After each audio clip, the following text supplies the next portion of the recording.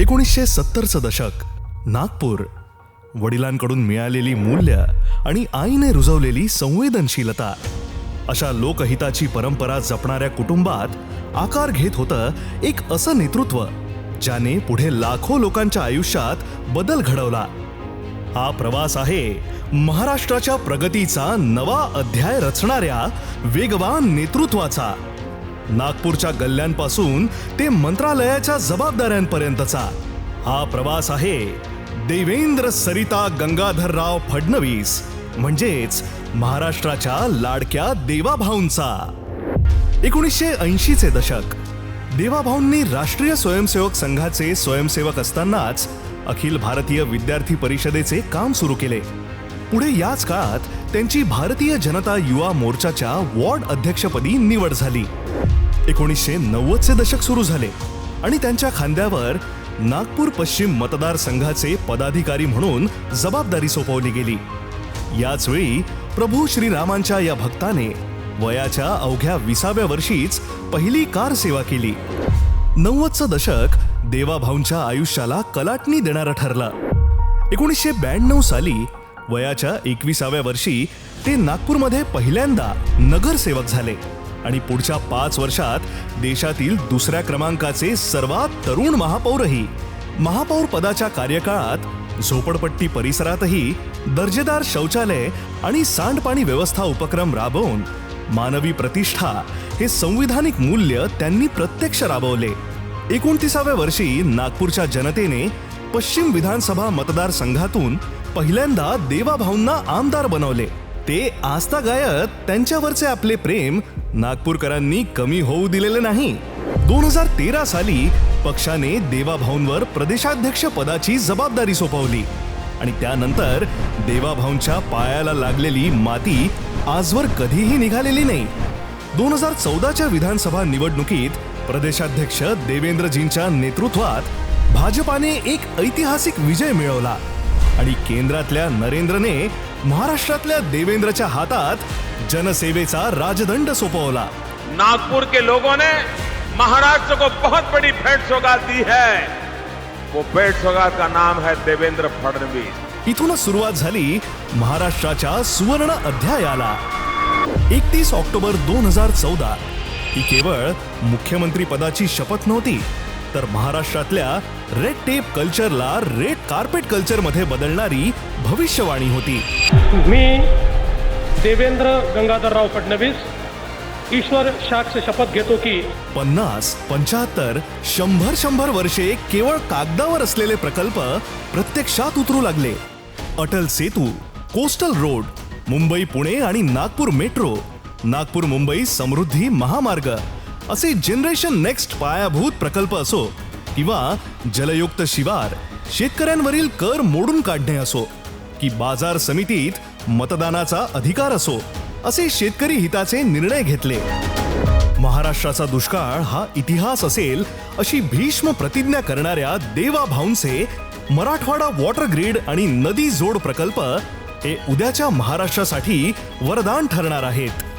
याशिवाय अनाथांना 1% आरक्षण, ओबीसीचे स्वतंत्र मंत्रालय आणि मराठा आरक्षण देऊन न्याय, स्वातंत्र्य, समता आणि बंधुता ही 4ही संविधानिक मूल्ये देवाभाऊंनी बळकट केलीत. मुख्यमंत्री पदाच्या पहिल्या कार्यकाळात देवाभाऊंनी महाराष्ट्रात घडवलेल्या परिवर्तनामुळेच 2019च्या विधानसभेत महाजनादेशाने पुन्हा महायुतीलाच कौल दिला. मात्र सर्वात जास्त आमदार असूनही देवाभाऊंना विरोधी पक्षात बसावं लागलं आणि महाराष्ट्राला आजवरचा सर्वात प्रभावी विरोधी पक्षनेता लाभला. आणि केवळ महाराष्ट्राने नाही तर संपूर्ण भारताने FBI म्हणजे फडणवीस ब्युरो ऑफ इन्व्हेस्टिगेशन ही नवी व्याख्या अनुभवली. मेरा पानी उतरता देख मेरे किनारे पर घर मत बसा लेना, मैं समंदर हूँ लौट कर वापस आऊंगा. 30 जून 2022 देवाभाऊंसाठी सत्ता हे स्वार्थाचे नाही तर अंत्योदयाचे माध्यम आहे हे पुन्हा एकदा सिद्ध झाले. सलग 5 वर्ष मुख्यमंत्री असणाऱ्या देवाभाऊंनी महाराष्ट्राला पुन्हा विकासाच्या ट्रॅकवर आणण्यासाठी शिवसेनेच्या एकनाथ शिंदेंना मुख्यमंत्री पद दिले आणि आधी देश, नंतर पक्ष आणि त्यानंतर मी हे सूत्र प्रत्यक्षात उतरवत स्वतः उपमुख्यमंत्री पद स्वीकारून हा जनसेवक पुन्हा झपाट्याने कामाला लागला. 2023 मध्ये जपानच्या 1200 वर्ष जुन्या कोयासन विद्यापीठाने देवाभाऊंच्या पायाभूत सुविधा आणि जलनीतीने प्रभावित होऊन त्यांना डॉक्टरेट उपाधीने सन्मानित केले.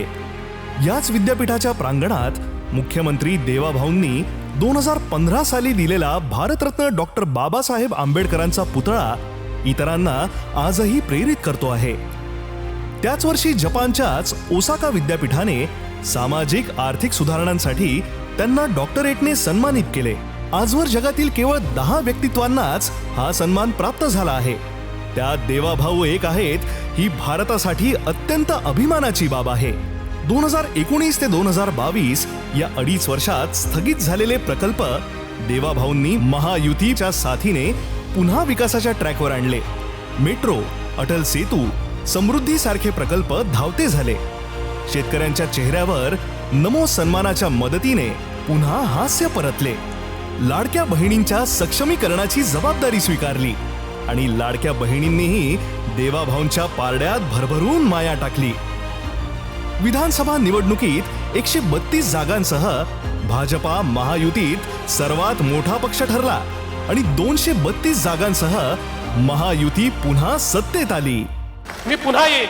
2019 साली मी पुन्हा येईन हे वचन देवाभाऊंनी जनतेला दिले होते आणि 2024ला जनतेनेच त्या वचनाची पूर्तता केली.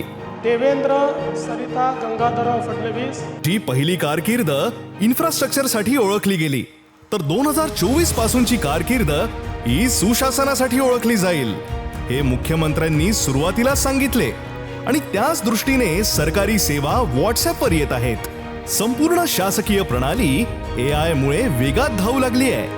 गुंतवणुकीचा वेग वाढला आहे. मराठी माणसाला मुंबईतच घर मिळत आहे.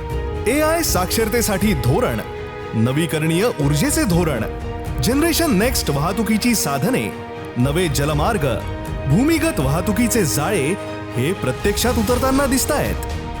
सर्वाधिक नोकऱ्या देण्यापासून ते सर्वाधिक सौर कृषी पंप बसवणे असे नवनवे विक्रम रचले जात आहेत. नक्षलवाद संपल्यात जमाय. विकास, वारसा आणि अंत्योदय या तीनही आघाडीवर महाराष्ट्र यश प्राप्त करतोय आणि या यशानंतरही मुख्यमंत्री देवाभाऊ म्हणतात, अरे ये तो केवल ट्रेलर था, असली पिक्चर अभी बाकी है. जर हा ट्रेलर असेल तर महाराष्ट्राच्या समृद्धीचा पूर्ण चित्रपट नक्कीच जगाला दिशा देणारा ठरेल यात शंका नाही.